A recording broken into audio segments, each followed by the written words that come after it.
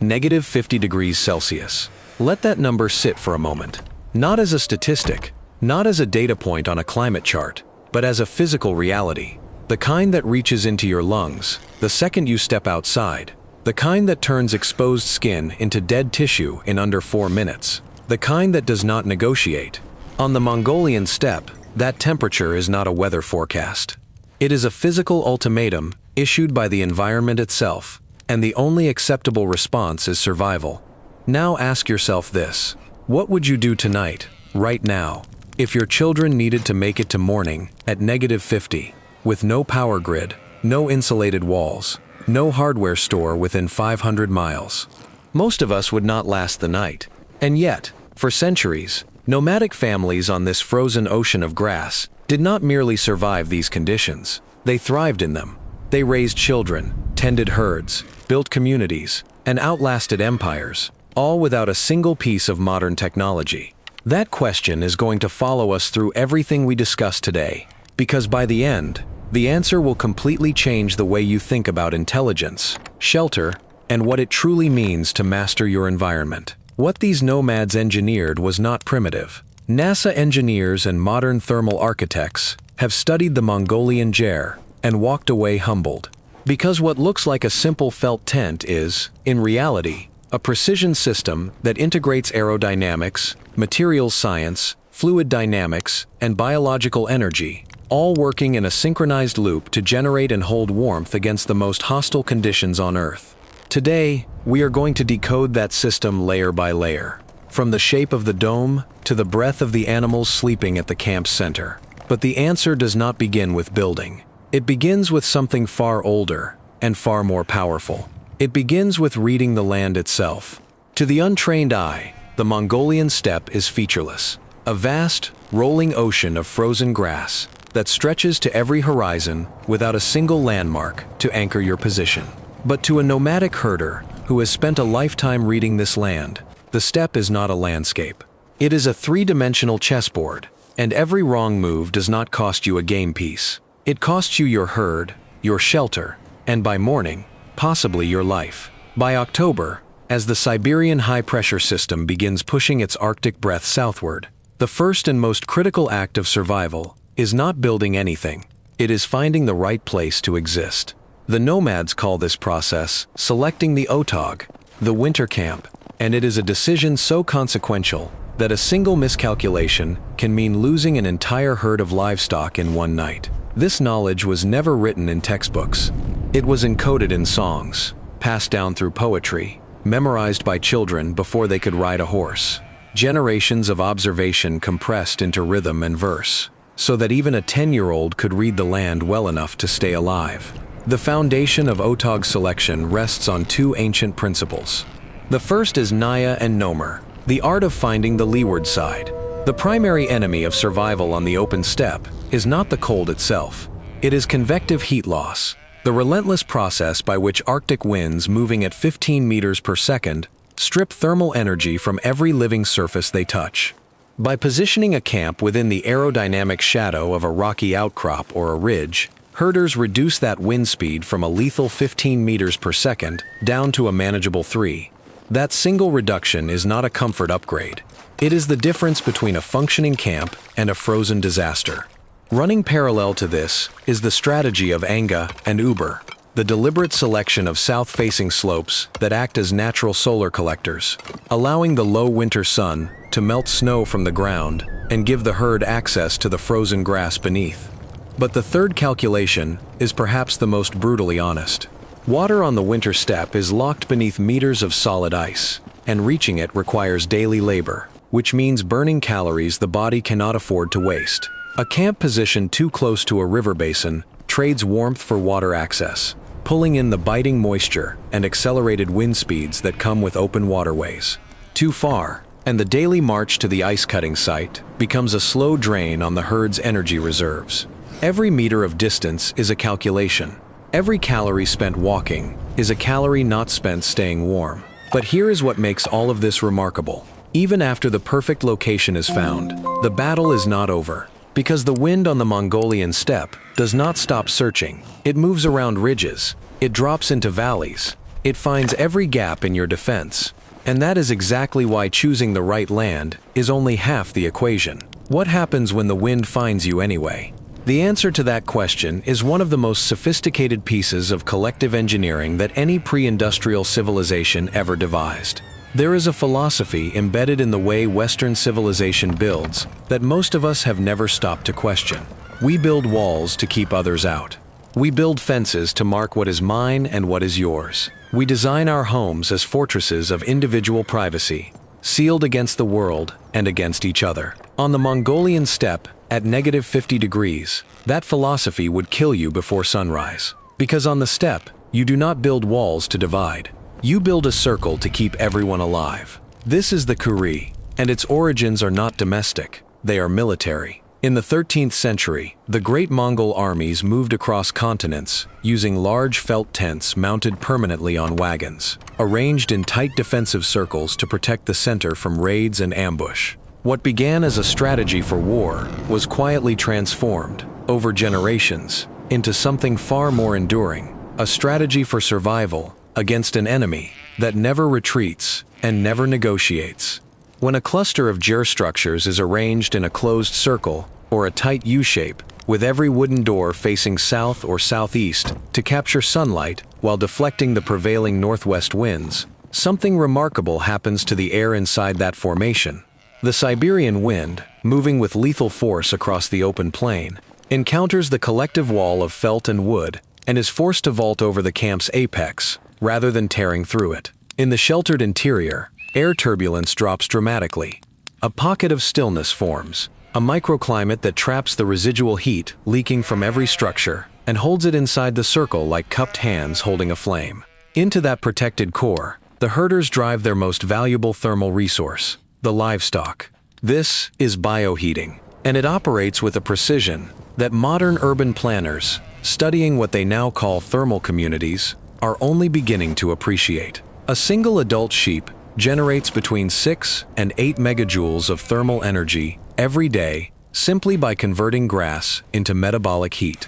When a herd of 100 to 200 animals is gathered into the center of the Kuri at night, their combined biological output raises the ambient temperature within the camp by 5 to 10 degrees Celsius. These animals are not simply property. They are living furnaces, and the circle of gyrs around them is the insulated shell that keeps that heat from escaping into the dark. To seal the ground level, where cold air creeps silently along the frozen earth, nomads stack walls of argil, compressed blocks of dried animal dung, into low barriers between the structures. These walls disrupt the surface chill, block drifting snow from burying the camp's entrances, and add one final layer of thermal mass to the system. No family survives this winter alone. Every gyr in the circle is a cell in a larger organism, and the organism as a whole is what makes survival possible. By December, the Kuri has become something that no single word in the English language fully captures. Part fortress, part furnace, part living community, all of it engineered from materials the steppe itself provides. But the circle only works because of what it surrounds. And what it surrounds is perhaps the most quietly sophisticated piece of thermal engineering in human history. The circle protects the body. But what protects the circle itself? The answer is 12 layers of something that modern engineers have studied, tested, and still cannot fully replicate. Let us talk about the structure itself, because this is where the story gets uncomfortable for the modern world. Engineers who have spent careers designing insulated buildings, thermally optimized facades, and climate-controlled environments have sat down and run the numbers on the Mongolian gyr, and what they found should make every architect pause. Under equivalent extreme cold conditions, a modern insulated house loses heat approximately 3 times faster than a properly constructed gyr. 3 times faster. With all of our synthetic materials, our computer-modeled wall assemblies, our vapor barriers and triple-glazed windows, we have been building less efficiently than a nomadic people on the steppe for the last 2 centuries. The question that should follow you out of this video is a simple one. Why was none of this ever taught in school? The answer begins with shape. Every flat wall, Every sharp corner on a conventional building creates pressure points when wind strikes it, zones of turbulence that pull heat away from the surface and create structural stress. The gyre has no corners. Its circular base and low hemispherical profile allow wind to slide over and around the structure with minimal resistance, achieving a drag coefficient of just 0.47 to 0.6. A standard rectangular building sits at 1.0 to 1.5. That difference is not aesthetic. It is the margin between a structure that fights the wind and one that makes the wind irrelevant. The latticed wooden frame beneath the felt, the khana, typically crafted from flexible larch, reinforces this principle. Rather than resisting the mechanical stress of heavy snow loads rigidly, the lattice distributes that stress across its entire circumference, flexing without breaking, holding without cracking, and remaining light enough to be dismantled and loaded onto a single camel when the season changes. But the true genius of the gyre lives in its skin. During the deepest winter months, the structure is wrapped in up to 12 layers of wool felt, and each one of those layers was pressed and worked by the hands of Mongolian women who understood, through generations of inherited knowledge, exactly what they were building. Wool felt is not a simple material. It is an engineered matrix of interlocked fibers that traps millions of microscopic air pockets, and those air pockets are the actual insulating agent. Scientifically, the thermal conductivity of Mongolian sheep wool felt measures between 0.037 and 0.041 watts per meter Kelvin, performance that sits in the same range as industrial fiberglass insulation. 12 layers of this material create a thermal barrier so effective that the interior of the gyre can remain up to 60 degrees Celsius warmer than the air outside. Beyond insulation, wool is hygroscopic. It absorbs up to 25% of its own weight in moisture from the air, without feeling wet, preventing the deadly accumulation of ice on interior surfaces that would otherwise accelerate heat loss from every person inside.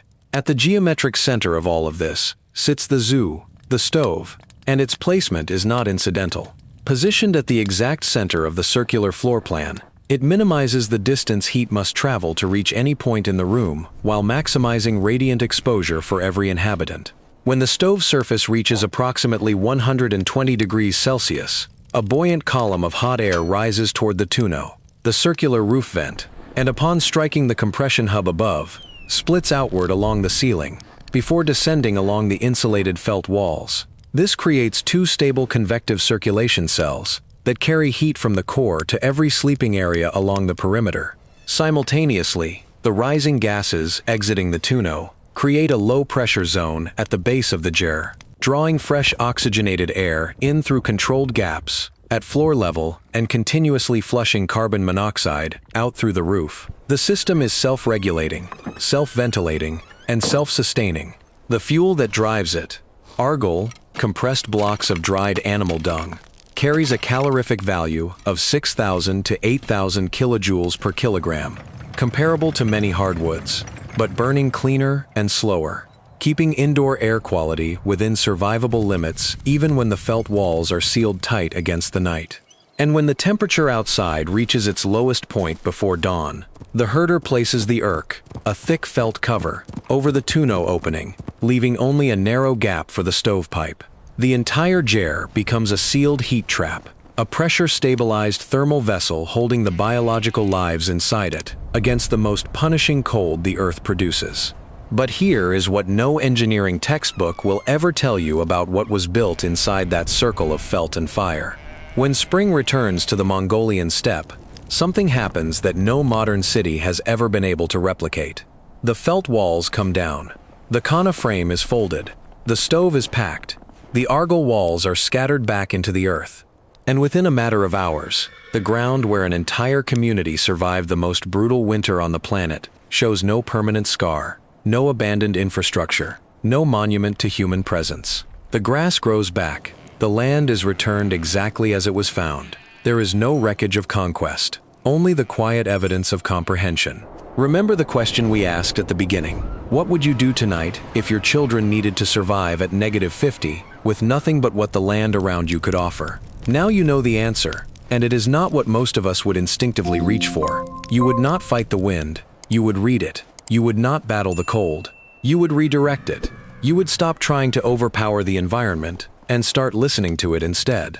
To the slope of the hill, to the direction of the prevailing wind, to the warmth carried in the breath of the animals beside you, and to the knowledge of every generation that came before you and paid for that wisdom in ways we will never fully understand. The Jur teaches something that no school curriculum has ever had the courage to include: that true intelligence is not about domination. It is about listening, to wind, to land, to the people around you, and to the echoes of those who solved these problems long before we convinced ourselves we were the first to think of them.